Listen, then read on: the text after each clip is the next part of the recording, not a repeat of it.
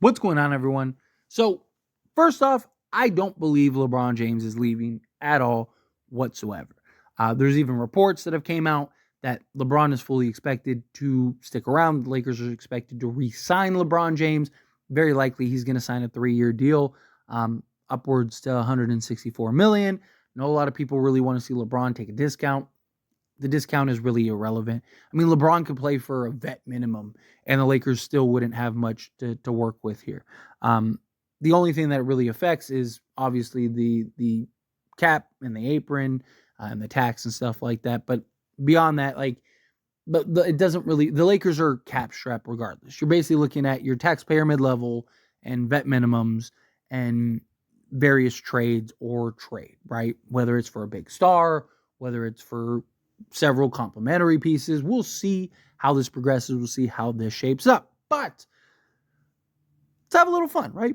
It's the offseason for the Lakers, at least. It's early.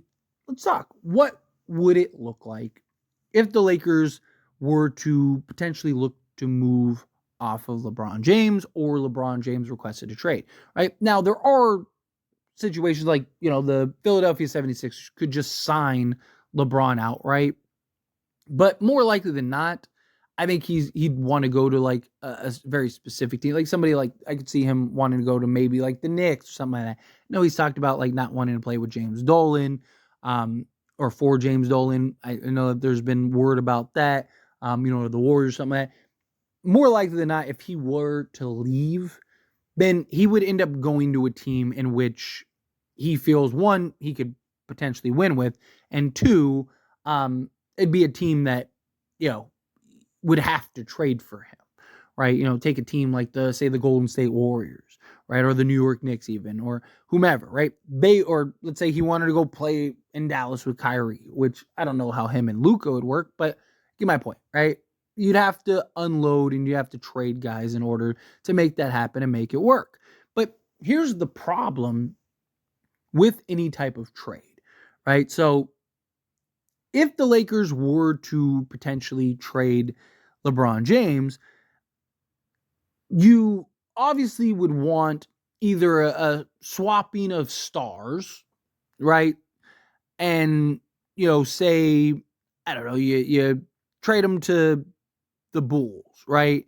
You're hoping like maybe you get like DeMar DeRozan, Alex Caruso, something like that, where it's like, okay, like you get a guy, you basically get your starting backcourt with Anthony Davis. Now you just need to get another big man and then go get, a three, right? Like, something like that. But the other alternative would be like you'd be looking for picks and young talent. The problem is like LeBron's age and the years and whatnot. Like, how many teams would one genuinely be interested, right? Like, I think teams would call and touch base, just touch base. But I mean, how many teams would like, you saw Golden State was dead serious about trying to trade for LeBron. They were like, hey, what will it take? What do you want? How do you want it? Now, maybe you get a situation like that where, like, say the Warriors just really want LeBron to pair and they want to just go make one more push and have, Steph, Clay, Draymond, and LeBron, right? Or I guess LeBron and Draymond, and that's the core that they want to go with, and they want to go try to win a chip. So then maybe you could work it out to get a crazy deal where you get like a Jonathan Kuminga, Moses Moody. You'd have to take on like Andrew Wiggins. But like Andrew Wiggins, like I saw a proposed trade. It was something like it was like Jonathan Kuminga, Pod, and then like 3 firsts or something like that, along with like Andrew Wiggins. And I think, or that's what it was. It was Kevon Looney, Jonathan Kuminga, Pod, and then Andrew Wiggins plus like 3 firsts. Like something like that. Like, even if you don't want to trade LeBron, that'd be kind of hard to say no to. Like, genuinely, you get like an up-and-coming, maybe potential star in Jonathan Kuminga, get an excellent, versatile, just do everything guy in Pod. You'd get, a backup, or you could even play him alongside Anthony Davis and Kevon Looney, who's an offensive rebounding machine, right? You'd get an Andrew Wiggins right? Because you have to match salaries, and then you get a bunch of picks. If it's something like that where it's like too good to be true, then sure, you do it.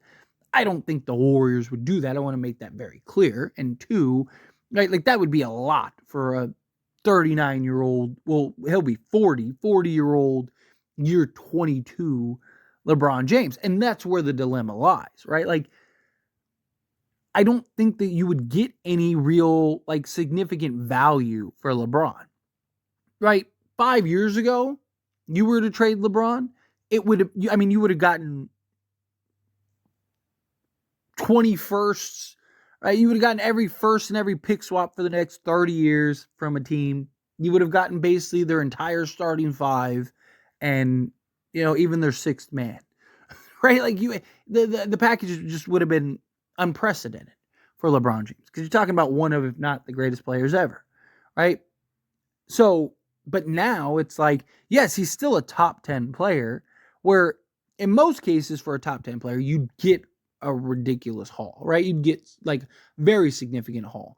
But I don't know if you would get that for LeBron, right? Like I definitely think there's always that sucker out there, right? There's always a sucker born every day, right? So like there's always going to be that team that may say, you know what, like, man, like we really want LeBron, or even just financially and stuff. Like let's make it happen, right? Like Pat Riley really wants LeBron, so would he like sell the farm, or I don't know. Like there's always somebody out there that may end up being willing to give up too much to do so, but it's just tough. I will say too, though, if you were like, let's say, again, in this hypothetical conversation, let's say you did trade LeBron. Let's say the Warriors really did come with that package. And it's like, we'll give you Kuminga, we'll give you Pod, Kevon Looney, Andrew Wiggins, right? Plus 3 firsts. Yes, you could like go, okay, cool. Let's go trade. Maybe go trade for a Trae Young, right? So then, like, imagine if you had a starting five of, like, say, Trae Young, Pod, Kuminga, Anthony Davis, and Kevon Looney, right? Like that'd be a squad, right? You got rebounding, you got defense. Anthony Davis would get to play the 4, right? Like you're in good shape. You got the young rising star, Jonathan Kuminga. You got a legit 3-and-D guy that does everything and hustles and Pod. Like I think that'd be an excellent starting five. You round out your bench, nice, everything, right? But if you weren't, like, let's say you weren't able to go get another star, like, let's say Atlanta's like, we're not trying to trade Trae, because if you can get that other star via trade, Donovan Mitchell, whomever, right, then I think you go for it, right? You go get that crazy package, and then you go for it. Again, it's just examples. I don't want people to take it too literal, all right? Like, oh, that would never happen. But I'm just roll with me here, right? Like, so if that happened and you could get another star, then fine. Do so, keep it intact. But let's say you can't. Like, let's say Donovan Mitchell, he's like, I'm just going to stay in Cleveland. The Atlanta's like, we're going to trade DeJounte Murray, but we're going to, like, San Antonio is offering us a better package. So we're going to keep trade DeJounte. Lakers miss out on stars, right? I'm not going to lie. I would probably look to move Anthony Davis too at that point. Because, like, let's say, again, you get that crazy Golden State package, which I want to be clear again, I don't think Golden State would ever do that. But let's say they did, right? Because they really want to pair LeBron and Steph. To me, I would look at it just like, keep your young guys, right? And let's just go with the starting five of, like, Pod, Reeves, Kuminga, Rui, and, Colin Castleton. Trade Anthony Davis. Go get that another, like, ridiculous haul. Go get, 4 or 5 firsts, 3 or 4 young players, and let's hit the reset button, right? Build around your young core, build around your young pieces, and let's see what you can do, right? Because yes, you could look at it, okay, well, you could have a starting five of, say, Pod, Reeves, Kuminga, Rui, and AD. Like, maybe you make the playoffs, but like you're not going anywhere. You're not really doing anything. Right? Like, I mean, you might have to. You can make an argument. You'd have to ride it out for a year because the Pelicans probably are going to defer this year's pick into next year. So, like, if you were to do this offseason, like you wouldn't want to tank. So maybe you keep Anthony Davis just through this year, just to kind of get through the Pelicans taking your pick. But then after that, I would just, all right, we're good. Like, let's hit the reset button here. Right? And look, for those that are saying like, oh, there's no way this would never happen. Look, there was a report that came out that the Lakers are very interested, that there's some within the Lakers organization, not all, but that there's some within the Lakers organization that really want to just hit the reset button. Trade LeBron, trade Anthony Davis, trade everybody, and just start over. Start fresh. Right? Again, I don't think that that's going to happen. I don't think that they should. Because primarily it's like, how do you go from we're right there, we're a piece or two away, like go get a center and we can win a chip, or go get a star and we can win a chip, and all that stuff, to like, oh, let's blow it up and tear it down. Like, I just think that that's silly, right? Like, like if we really believe we're close, then stick with the guys, go get that piece, and let's go. But again, LeBron James and Anthony Davis will likely ride out this 10-year. LeBron will probably sign the 3-year deal, right? After LeBron leaves or retires or whatever, after that contract's up, Anthony Davis will only have one more year. Anthony Davis at that point would be 33, 34, right? So, like, you're probably at that point looking to move off of him also. So we'll see how it all plays out. But I think you got LeBron, you got Anthony Davis. They both have shown that they're still capable of being 2 top 10 players in this league, right? Even if LeBron does, I mean, he's showed significant fatigue and stuff, but like, it's kind of why I think the Lakers are ultimately going to land Trae Young. I do. I think the Lakers are going to trade for Trae, going to land Trae.